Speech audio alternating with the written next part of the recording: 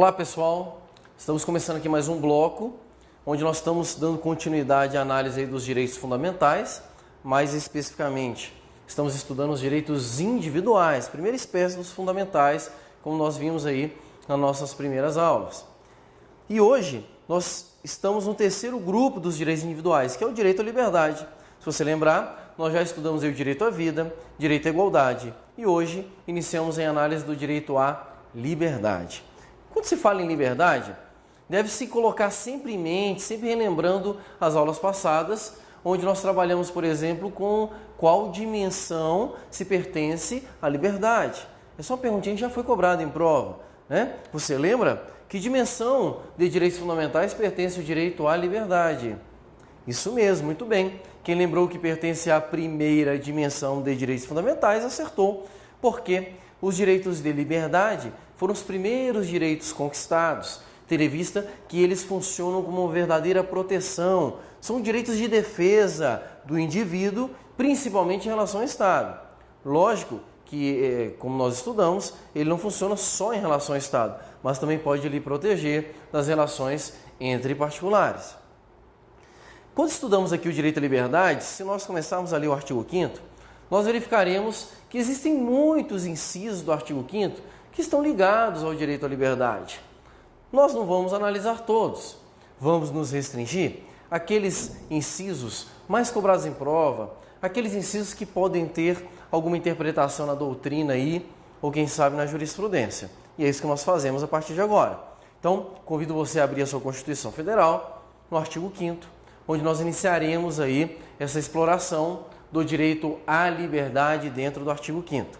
E o primeiro inciso que nós vamos ler é o inciso 2º. Isso mesmo. Então você pode abrir aí a sua Constituição no inciso 2º, onde nós analisaremos agora aquilo que é chamado pela doutrina de liberdade de ação. Exatamente.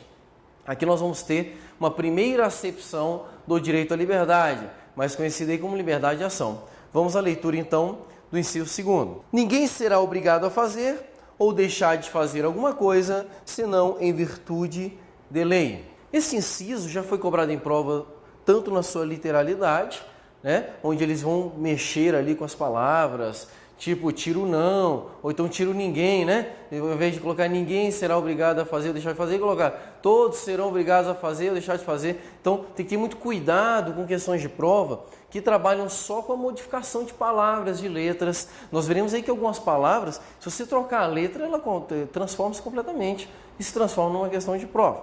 Então minha primeira observação sobre inciso seria isso aí. Segunda observação, esta já de cunho doutrinário, diz respeito a uma segunda percepção que este inciso traz.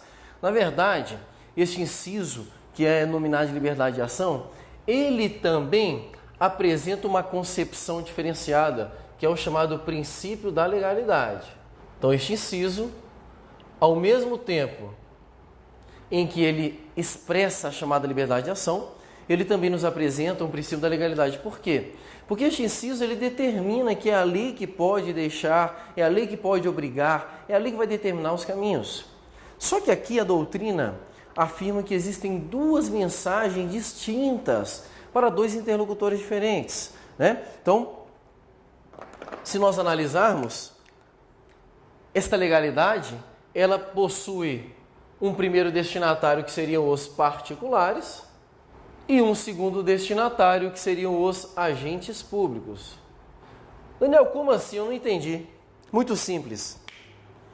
Nós acabamos de ler o inciso e percebemos que a liberdade de ação permite que você faça ou deixe de fazer alguma coisa, né, conforme as determinações legais.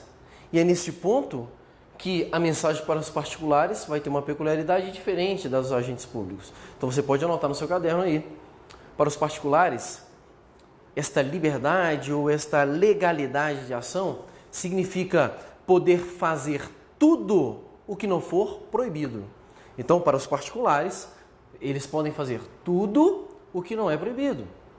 Isso significa cumprir a legalidade, isso significa liberdade de ação. Particular, ele tem a liberdade de fazer tudo que não é proibido.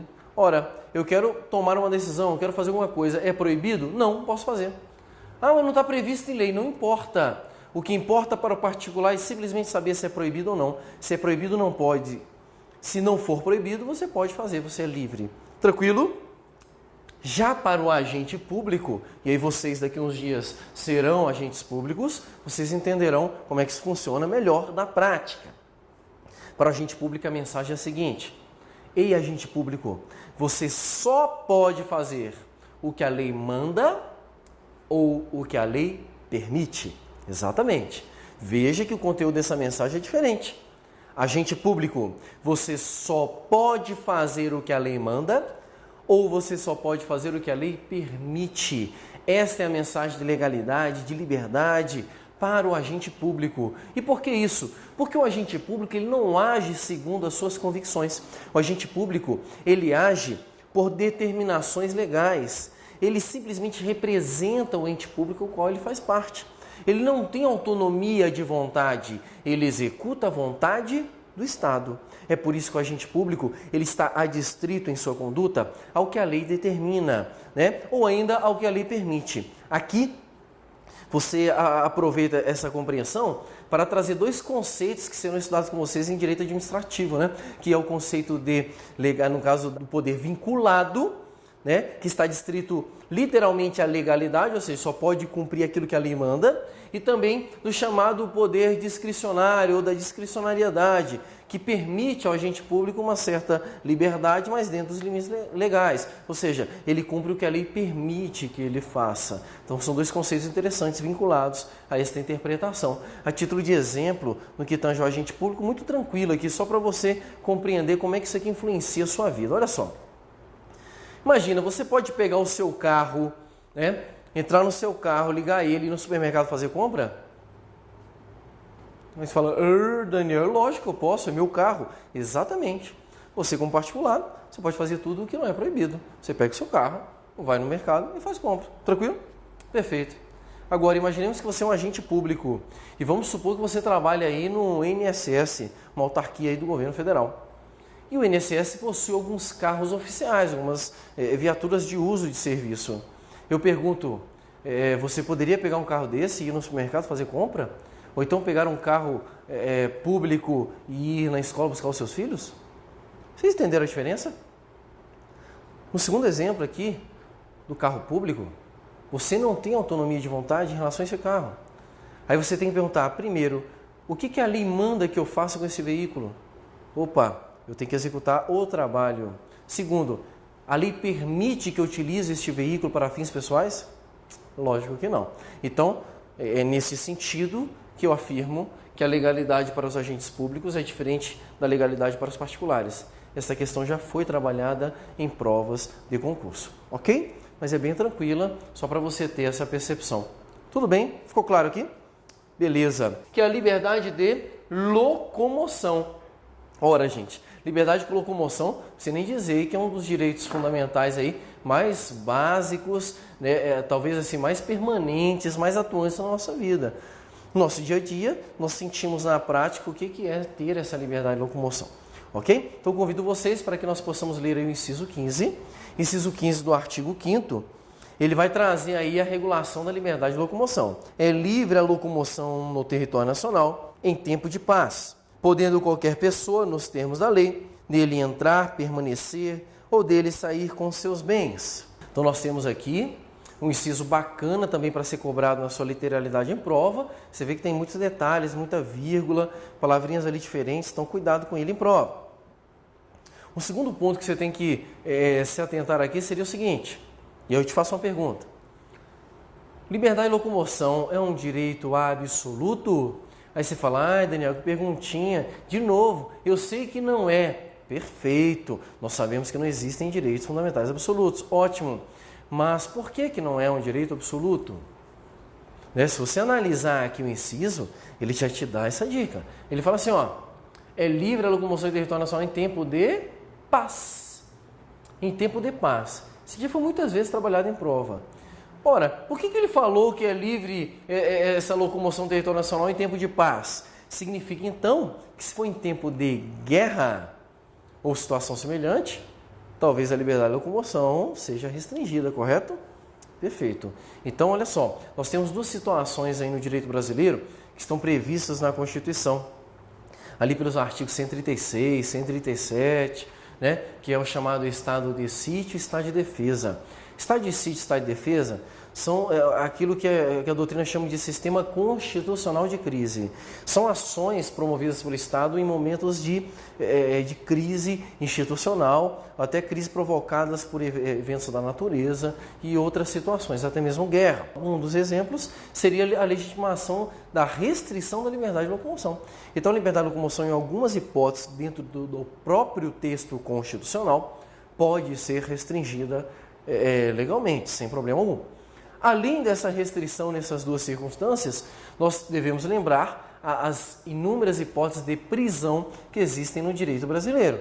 A se destacar aí a prisão em flagrante delito, a prisão determinada por ordem judicial, a prisão civil, que lá na frente nós vamos fazer uma análise dela, né? E ainda a chamada prisão militar, que não depende sequer de ordem judicial. Então, gente, nós temos aqui algumas situações dentro da Constituição que permitem restrição da liberdade de locomoção. Ficou claro isso aqui? Tranquilo? Por isso que a liberdade de locomoção não é um direito absoluto. Fazendo uma análise agora ainda deste inciso, eu quero chamar a atenção para você para o finalzinho do inciso, quando ele diz assim: podendo qualquer pessoa nos termos da lei, nele entrar, permanecer ou dele sair com seus bens, né? Vocês estão nos assistindo aí de todo o Brasil, vocês sabem que o Alfa se localiza em Cascavel, no Paraná. Então nós temos aqui uma realidade muito interessante, até convidamos vocês para vir aqui, porque nós estamos próximos aqui do Paraguai, exatamente.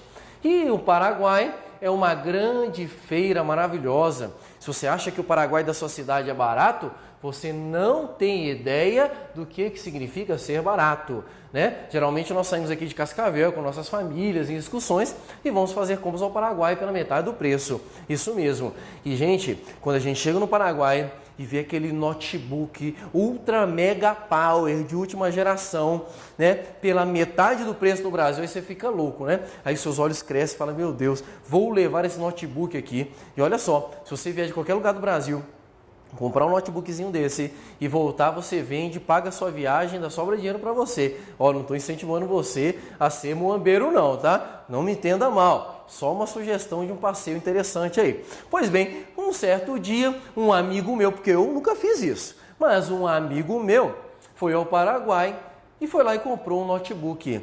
E aí ele está vindo com seu notebook de R$2.000 no Paraguai, né? Gente, R$2.000 no Paraguai significa que ele seria 4 conto no Brasil, tá? Então ele está vindo, andando, passando pela ponte do Paraguai, quando de repente, parado vagabundo! Um fiscal da Receita Federal para e pergunta: o que você tem nas suas mãos? Aí ele: isto aqui é um bem que me pertence.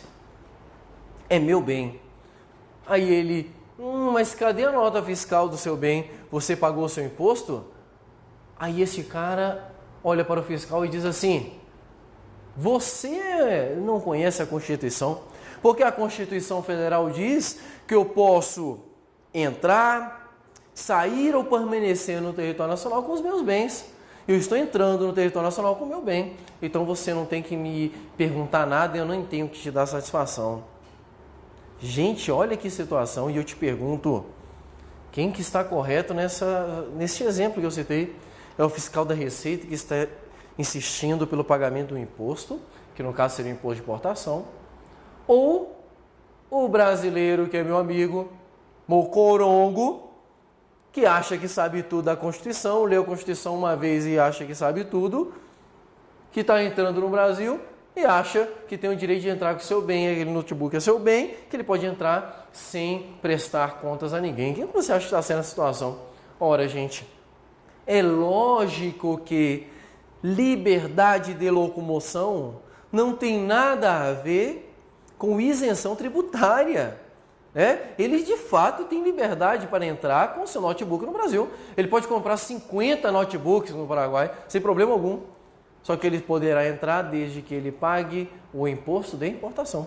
Entendemos aqui? Então nós não podemos confundir liberdade de locomoção com isenção tributária. Elas não vêm casadinhas não, tá? Você pode ir e vir, mas você tem que observar alguns preceitos legais. E aí outro exemplo nós poderíamos citar, né? Seria o caso, por exemplo, de você entrar em outro país. Você pode sair do Brasil, beleza, mas alguns países existem visto para que você exigem, né? Visto para que você possa entrar neles. Então você tem que cumprir essa regulamentação, ainda que a nossa Constituição permita que você entre ou saia ou permaneça em território nacional. Ficou claro isso aqui? Então não confunda esses detalhes aí da liberdade de locomoção. Beleza? Só para você anotar aí no seu material aí, que ferramenta a Constituição destinou para que nós possamos proteger a liberdade de locomoção, né? Então, escreva, anote, você que não ouviu falar, é o chamado habeas corpus, né? Já anota aqui no quadro para você. Nós temos aí, para proteger liberdade de locomoção, o chamado habeas corpus. Como eu disse, não vamos trabalhar com ele hoje, mas hoje você já pode levar aí para casa, né? Já pode ficar com essa informação. O instrumento destinado pela Constituição para proteger a liberdade de locomoção é o habeas corpus. Beleza, aqui a gente finaliza a liberdade de locomoção de fato. Vamos agora para um próximo inciso que vai nos apresentar a chamada liberdade de pensamento. Talvez seja aqui o grande alvo da liberdade, né? Ou seja, você tem liberdade de pensar, que foi um grande rompimento da era da escuridão ali, do absolutismo, para o momento ali do liberalismo. Então esse princípio e esse direito que nós vamos estudar agora, que é a liberdade de pensamento, ele foi marcante para a definição dos direitos fundamentais. Então convido você para que a gente possa ler aí. É livre a manifestação do pensamento, sendo vedado o anonimato. Então nós temos aqui, gente, a liberdade da manifestação do pensamento. É livre a manifestação do pensamento, sendo vedado o anonimato. Primeira pergunta de prova: liberdade dessa manifestação de pensamento, será que é um direito absoluto? Pessoal, aí você tem que lembrar daquelas características que estudamos lá atrás. Lembram-se? Não existe direito fundamental absoluto. Pelo menos para nossas provas hoje, você tem que levar esse raciocínio. Não existe direito fundamental absoluto. Logo, a liberdade de manifestação de pensamento não é um direito absoluto. Pelo contrário, o próprio inciso já traz uma limitação embutida nele. Que é o quê? Olha, você tem liberdade para manifestar o seu pensamento da forma que você quiser, desde que você não fique anônimo. Isso mesmo, por isso que ele falou sendo vedado o anonimato, significa que é proibido o anonimato. Você pode manifestar o seu pensamento da forma que quiser, mas você não pode se esconder, você não pode ficar anônimo, você tem que identificar. Recentemente no Rio Grande do Sul, um escritor que nutria um certo ódio, uma certa revolta contra o povo judeu, escreveu várias obras, vários livros, né, falando mal ou falando coisas ruins da cultura judaica. Beleza, ele escreveu esse livro, começou a vender esse livro, mas ele não se identificou. Ele não colocou quem era o autor neste livro. Ele vendeu um livro simplesmente falando mal dos judeus, dizendo que eles foram responsáveis por tudo que aconteceu na Segunda Guerra Mundial, né? Isso aí todo mundo sabe como é que aconteceu. E divulgou, sem se identificar. Naturalmente, algumas associações do povo judeu do Brasil entraram com ações judiciais para tentar bloquear a venda desse livro. E que de fato ocorreu, né? Essa ação chegou até o Supremo Tribunal Federal. E algumas coisas foram tomadas, algumas medidas foram tomadas, como por exemplo, esse livro teve que ser destruído, né, e foi proibida a sua venda. Aí houve uma questão interessante: como é que se identifica o autor? Né, porque isso aqui vai gerar um direito de indenização, danos morais, materiais, para quem se sentiu ofendido. Poxa, não tinha o nome do autor, então eles foram onde? Na gráfica que imprimiu, chegou: ei, gráfica, parabéns, vocês vão ser condenados, né, por crime de racismo, e vocês também vão responder processos civis de indenização de danos morais. Ok? Aí a gráfica: não fui eu, não foi ele. Logo apontou que foi responsável por escrever o livro, e ele teve que se justificar na justiça pela a forma como ele exportou. Então aqui onde nós temos um caso concreto exemplificando este inciso. O objetivo desse inciso aqui, quando vem do anonimato, é exatamente te dar uma garantia constitucional da liberdade de manifestação do pensamento. Ou seja, você pode manifestar, todas as pessoas podem manifestar o pensamento, mas se porventura você ofender alguém, você tem que estar com a cara ali, né, para que a pessoa possa ir lá e tentar reaver esse dano que sofreu através de uma ação de responsabilização por danos morais ou até materiais, tá? Então nós temos aqui uma questão interessante. Eu te chamo a atenção também para o detalhe do próprio inciso. Esse inciso aqui ele já caiu em várias provas de várias bancas de concurso. E geralmente eles vão brincar com o quê? Sendo vedado o anonimato. Então muito comum você encontrar em prova, ao invés de sendo vedado, sendo permitido o anonimato. Muito cuidado. É aquele tipo de questão que só acerta quem tem leitura do texto constitucional. Olha, não se estuda direito constitucional sem ler a Constituição. Então, volto aqui a orientar você nesse sentido. Esse é um tipo de inciso que a leitura do texto constitucional constante, ele te ajuda a perceber o erro na hora da prova, ok? Existem várias bancas de concurso no Brasil que só trabalham com um tipo de pergunta assim. Pega o texto constitucional, tira uma palavra, coloca outra, muda uma ali, outra aqui, né, para tentar enganar o aluno. Então, você lendo a Constituição, você vai estar se preparando para esse tipo de concurso. Liberdade de consciência e crença religiosa. Na verdade, nós vamos ter aqui 3 incisos dentro do artigo 5º que vão fazer alusão à liberdade de crença e consciência religiosa. Então, convido vocês aí a ler os incisos 6º, 7º e 8º, né? São 3 incisos ligados a isto aí, ok? Então, vamos, primeiramente, antes de analisar o inciso 6º, fazer uma pergunta para você. Qual a religião oficial do Brasil? Eu falei, Daniel, mas o que tem a ver? Tem tudo a ver. Eu quero que você responda. Qual a religião oficial do Brasil? E não adianta depois que eu falar a resposta você dizer que sabia não, porque o seu cachorro está te olhando. Ele sabe o que você falou. Qual a religião oficial do Brasil? Pessoal, eu sei que alguns podem ter respondido assim, é católica. Né? Outros mais fervorosos, não, é protestante. Né? Gente, o Brasil não possui religião oficial. Essa é a primeira informação que eu te dou, já cobrada em prova. O Brasil não possui religião oficial porque a relação do Estado brasileiro com a religião é uma relação de separação. Isso mesmo. Então, no Brasil, não vigora nenhuma relação de união ou fusão de religião com o Estado. Aqui, nós temos uma relação de separação. A esta relação, nós damos um nome na doutrina muito interessante, você já deve ter ouvido falar e que já caiu em prova. Nós dizemos que o Estado brasileiro é um Estado laico. Isso mesmo. Quando dizemos que o Estado brasileiro é um Estado laico, significa dizer que ele não possui religião oficial.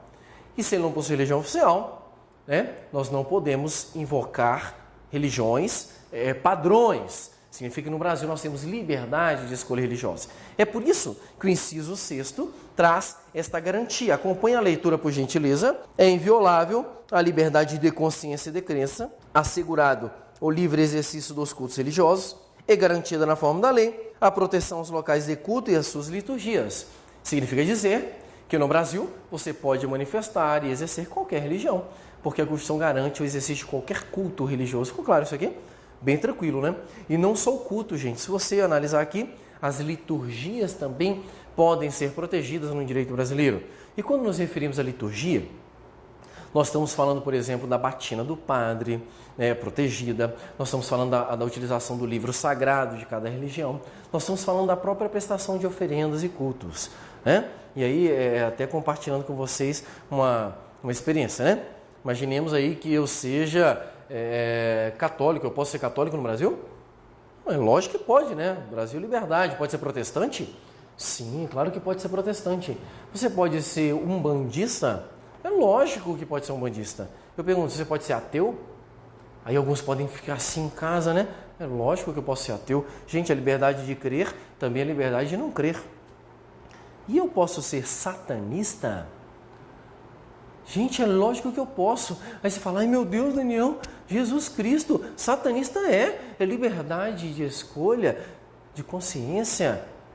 Eu posso escolher a religião que eu quiser. Se quiser, eu posso ser satanista, que é uma religião que existe em vários lugares do mundo, inclusive no Brasil. Tá? E aí, gente, uma segunda situação. Eu, como satanista, resolvo oferecer um culto a Satanás. E aí, a minha noite, né, eu ofereço uma oferenda. E a minha oferenda é uma criancinha cortada do seu pescoço, oferecendo a Satanás. né, gente? Não que o satanismo pratique esse tipo de coisa, mas imaginemos que algum culto queira fazer um tipo de manifestação, de adoração ao seu Deus dessa forma. A liberdade de consciência e de crença permitiria isso aí, pessoal? É lógico que não, né? Aqui você tem uma liberdade de consciência ferindo outras liberdades, outros direitos fundamentais, como o próprio direito à vida. Então não existe amparo constitucional em qualquer religião que queira exercer as suas liturgias, o seu culto, contrário a outros dispositivos legais, ok? Então tem que ter muito cuidado com isso aí, porque a liberdade religiosa ela não é tão absoluta assim. Ela comporta as suas restrições. Tranquilo? Um outro ponto que eu chamo a sua atenção, gostaria de compartilhar com vocês, é o do inciso 8º, que traz aqui um inciso muito cobrado em prova. Ele possui sua incidência bacana e geralmente ele traz uma certa dificuldade. Vamos ler ele aqui e eu quero compartilhar e explicar junto com vocês. Ninguém será privado de direitos por motivo de crença religiosa ou convicção filosófica ou política, salvo se as invocar para eximir-se de obrigação legal a todos imposta e recusar-se a cumprir prestação alternativa fixada em lei. Pessoal, nós estamos diante aqui de um inciso que ele é conhecido na doutrina como escusa de consciência. Isso mesmo, escusa de consciência. O primeiro ponto que eu quero que você compreenda é o seguinte: ele fala na Constituição que ninguém poderá ter seus direitos restringidos por motivo de sua crença ou consciência. Significa que você pode acreditar no que você quiser. Isso não pode interferir nos seus direitos. Ficou claro isso aqui? Esta é a regra. Gente, o direito, ele possui muitas regras. E geralmente essas regras possuem exceções. E aqui nós temos uma situação de exceção. E aí eu chamo a sua atenção. Todas as vezes que você vê uma palavrinha como salvo, ressalvado, ou com a palavra que indica uma exceção, ali tem questão de prova. Então você tem que dar uma atenção especial para este inciso. Porque ele diz assim, olha, em regra, ninguém pode ter direitos restringidos pelo aquilo que pensa. Entretanto, nós temos uma exceção, uma situação em que é possível restringir direitos por conta do pensamento, por conta da consciência. E quando que isso ocorre? Segundo a Constituição, isso vai ocorrer todas as vezes que existir uma atividade que é obrigatória e imposta a todos. Existindo essa situação e você rejeitar realizar essa situação e também rejeitar realizar uma alternativa, uma atividade alternativa, uma prestação alternativa àquela atividade principal, nessa situação você poderá ter seus direitos restringidos. E aqui eu trago um exemplo muito claro para que você possa compreender. Imaginemos aí, a título de exemplo, o serviço militar obrigatório. Isso mesmo. Serviço militar obrigatório, ele é uma atividade imposta a todos os homens. Ela é obrigatória a todos os homens. Completou 18 anos, você tem que servir o serviço militar obrigatório. Beleza. Aí chega lá o malucão lá, né? Dreadlock, cabelão, calçona lá, aquelas bermudas, né? Parecendo a cueca. Chega lá, entrando para se alistar. Aí ele vê um coronel bigodudo, todo estrelado, com postura, e ele chega, e aí, coronel, beleza? Uhul! Fala aí, estrelado! Já fala com o outro lá, o coronel já se enfurece. Fala, maluco, sentido, levanta, senta, rola. Tá maluco? Tá achando que você quer o quê? A sua mãe? E já alopra logo, cara. Fala assim, bora, entra na fila ali para você se alistar. Aí o cara chega lá e fala, aí, coronel, a parada é o seguinte, deixa eu dar real pro senhor aí. A real é que eu não quero servir essa parada de exército, não. Coronel, você tá maluco? Isso é obrigatório. Aí fala assim, não, mas é porque a Constituição diz que eu não sou obrigado. Por que eu não sou obrigado? Porque isso ofende minha consciência. Eu sou pacifista e eu não quero me preparar para a guerra. Isso é contrário à minha consciência aí. Entendeu a real aí, coronel? Eu pergunto para vocês, ele é obrigado a servir, gente? É lógico que não é. Ele não é obrigado. Por quê? Porque ele tem liberdade de pensamento. E essa liberdade de pensamento não pode criar restrição de direito. Aí você pergunta, mas Daniel, existe aqui uma atividade obrigatória, realmente. Se existe uma atividade que é obrigatória e que é imposta a todos, deve ser a ele oferecido uma prestação alternativa a esta situação obrigatória. Então, se ele não quer servir o serviço militar obrigatório, ele tem direito constitucional de exercer uma atividade e uma prestação alternativa. Então o coronel, já que ele é pacifista, oferece para ele então uma atividade bem pacifista. Falou assim, então tá, já que o senhor não quer servir o exército, porque não quer ir para a guerra e o senhor é pacifista, então o senhor vai cuidar dos doentes durante o mesmo período do serviço militar obrigatório.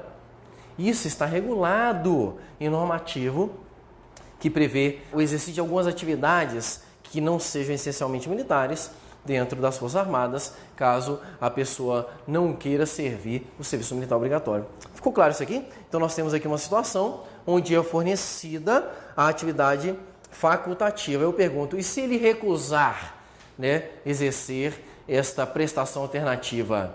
Aí sim, a Constituição diz que aqui nós temos uma exceção à regra. Se ele recusa a obrigatoriedade imposta a todos e recusa a prestação alternativa, ele terá seus direitos restringidos. E qual é o direito que será restringido? Nós voltaremos nesse assunto lá na frente, mas você já pode guardar no seu coração. O direito restringido, quem recusa o cumprimento da obrigação imposta a todos e da prestação alternativa, são os direitos políticos. Isso mesmo, ele terá seus direitos políticos restringidos. Então, na situação de escusa de consciência, ele pode ter seus direitos políticos restringidos. Tranquilo, pessoal? Até mais!